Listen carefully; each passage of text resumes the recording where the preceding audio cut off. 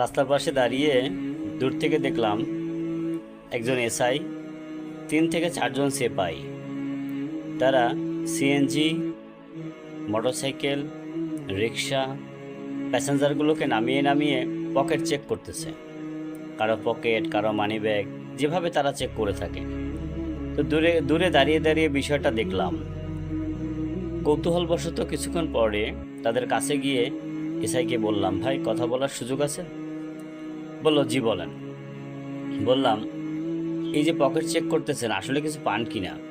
তখন বলল, ভাই ইয়াবা পাওয়া যায়, গাঁজা পাওয়া যায়, আরও অনেক কিছু পাওয়া যায়। তা আমি বললাম, ভাই এই লোকগুলো যদি হাতের কাছে এগুলো কেনার জন্য না পেত, তাহলে ওরা কোত্থেকে এগুলো পাইতো বলেন?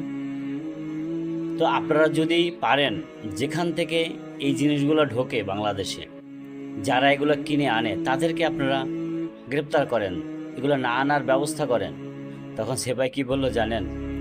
ভাই সেই সুযোগ আমাদের আছে, ওইখানে যাওয়ার মতো পাওয়ার কি আমার আছে?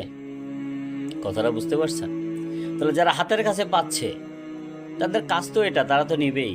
কিন্তু আপনারা পারলে তাদের কাছে গিয়ে ওইটা বন্ধ করেন, তাহলে তো এদেরকে আর খুঁজতে হবে না।